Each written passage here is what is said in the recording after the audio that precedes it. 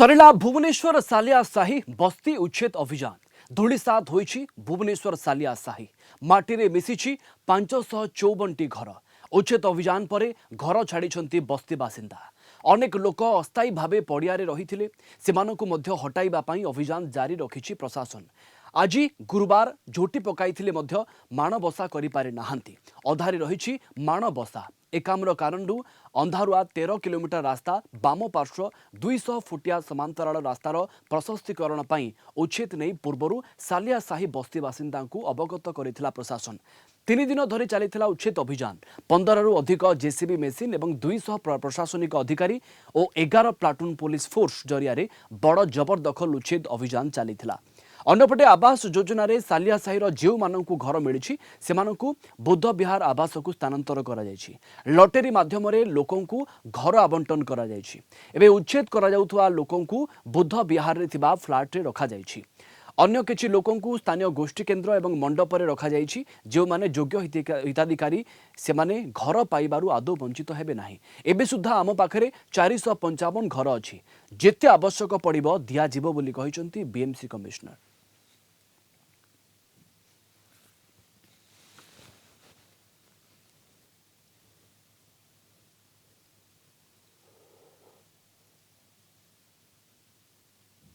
तापस परिड़ा आम सहित जोड़ी होती आम भुवनेश्वर प्रतिनिधि अधिक सूचना आमको देवाई। तापस जबरदखल उच्छेद प्रक्रिया सरी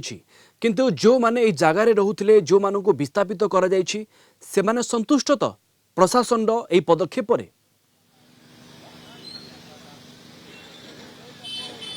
देखु प्रवीण जदि कहवा ये एक बड़ धरण निष्पत्ति और बड़ धरण अभियान रही है जो भाव में दीर्घ दिन सालिया साही बस्ती उच्छेद पर अनेक थर चेष्टा करा जाइथिले मध्य लोकों को विरोध एवं परिस्थिति को दृष्टि रखी किंतु पूर्वर जहाँ सफल होई नथिले किंतु एथर ताहा सफल हेबारे प्रशासन सफल होईची। आपण यदि देखिबे विशेष करी सालिया साहीर 554 घर को माटी रे मिसा जाइची पूरा धूलिसात होईची सालिया साहीर एकाधिक घर। आउ जदि आपण कहिबे विशेष भाव में जो कथा कहउथिले कि अनेक लोक संतुष्ट अछंती कि नाही कारण जो लोक मानकर घर को माटी रे मिसा जाइची अधिकांश लोकंकु सेमानकु बीएमसी थैथान प्रक्रिया रे तांकु आवासिक घर मध्य बंटन करा जाइची। बुद्ध विहार अंचल रे जो सरकारी आवास करा जाइची सेठारे अनेक लोक सेठारे जाई थैथान होइचंती। सबुठु बड़ कथा हेउची जो लोक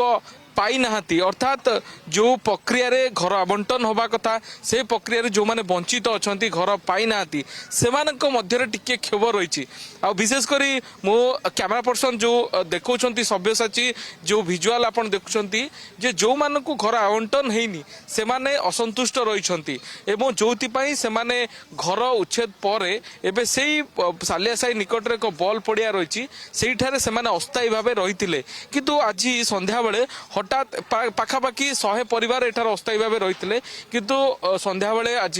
बीएमसी बीडीए एवं पुलिस प्रशासन पक्षर से समस्त को पूरा एठू विस्थापित करा जिबा पई गोटे अभियान आरंभ होइतला एवं लोक मानकु समस्त को कुआइतला जे एठारे केही रही परिबे नाही जो मानक घर भंगा जाईची से माने रही परिबे नाही कि अन्य को जो मानकर घर भंगा जाईनी भी जो माने अस्थायी भाव रहिया पई चाहुचंती बा जोटी आश्रय नैथिले से मानकु भी रहिया पई सुजोग दिया गला नाही कारण ए जगह छाड़ा पड़ो घर भंगा जाइए माने एठार संपूर्ण भाव छाड़ा पड़ो ए पाखरे भी आपड़ रही पारे ना जो कि माइक जरिया लालांस करागला एमाने अधिकांश लोकों को विस्थापित करने स्वतंत्र भाव बीएमसी गाड़ी एवं तांकर जो कर्मचारी माने तांको अन्यत्र को स्थानांतर करथिले तो जो मानकु घर मिली से गृह प्रवेश करछंती अन्य मानकु अस्थायी कैंप रे सेही बुद्ध विहार निकट रे रखा जाइछि एवं अनेक मंडप रे मध्य रखा जाइछि एवं गोष्ठी जो केन्द्र रही सबू से अंचल मध्य रखाई विशेष भाव में जेहेतु जो माने रही जाइछंती सेमानक पई जहाँ बीएमसी कमिशनर सूचना दउथिले जे सेमानकर सर्वे करा जिवो केते दिन धरी सेमाने सेठारे रहितिले ई सालिया साही रे सेमानकर केते दिन धरी देखौथिले ताहा कोन से लोक मानकर जो माने एबे जागा छाडी जाउछंती निज निज जिंस पत्र रखिछंती ना ए माने जीवा पई चाहू नाहंती? ନାଇଁ ଏମାନଙ୍କର ଏପର୍ଯ୍ୟନ୍ତ ଘର ଆବଣ୍ଟନ ହେଇନାହିଁ କିନ୍ତୁ ସେମାନେ ଯେହେତୁ ଅନ୍ୟତ୍ର ଯିବେ କୁଆଡ଼େ ତ ଯୋଉଠି ବି ପାଖରେ ଖାଲି ସ୍ଥାନ ଅଛି ସେଠାରେ ସେମାନେ ମୁଣ୍ଡ ଗୁଞ୍ଜିବା ପାଇଁ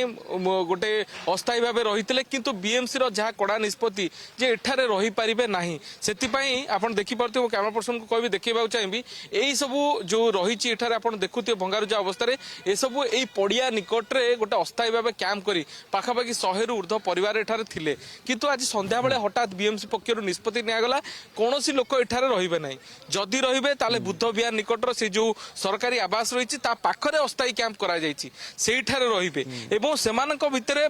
ସର୍ଭେ କରାଯିବ ଯେ କୋଉମାନେ ପ୍ରକୃତ ହିତାଧିକାରୀ ଯେଉଁମାନେ କି ଘର ଆବଣ୍ଟନ ପ୍ରକ୍ରିୟାରେ ଯାହାଙ୍କର ଯୋଗ୍ୟ ହିତାଧିକାରୀ ସେଇମାନଙ୍କୁ ହିଁ ଘର ମିଳିବ କିନ୍ତୁ ଯେଉଁମାନେ ଯୋଗ୍ୟ ହିତାଧିକାରୀ ନୁହନ୍ତି ସେମାନଙ୍କୁ ଘର ମିଳିବ ନାହିଁ ବୋଲି ଯାହା ସୂଚନା ଦେଉଥିଲେ ବିଏମସି କମିଶନର ତେଣୁ ସେଇ ଆଧାରରେ ଯେଉଁମାନେ ହିତାଧିକାରୀ ଅର୍ଥାତ୍ ଦୀର୍ଘ ଦିନ ଧରି କୋଉମାନେ ରହୁଥିଲେ ଏଠାରେ ଯାହାଙ୍କର ଇଟା ଭାଟି ଯେଉଁ ଭିଟା ମାଟି କଥା ଦୀର୍ଘ ଦିନ ଧରି ଯେଉଁମାନେ ବି ରହିଥିଲେ ସେମାନଙ୍କ ପାଇଁ ମଧ୍ୟ ବ୍ୟବସ୍ଥା କରାଯିବାର ଆବଶ୍ୟକତା ଅଛି ଏବଂ ଯେଉଁମାନେ ରହିଯାଇଛନ୍ତି ତାଙ୍କ ପାଇଁ ମଧ୍ୟ କୌଣସି ବିକଳ୍ପ କଢ଼ାଯିବା ଦରକାର ଏବଂ ଶୀତୁଆ ସନ୍ଧ୍ୟା ଏବଂ ଏଇ ଜାଗାରେ ପିଲାଛୁଆ ଧରି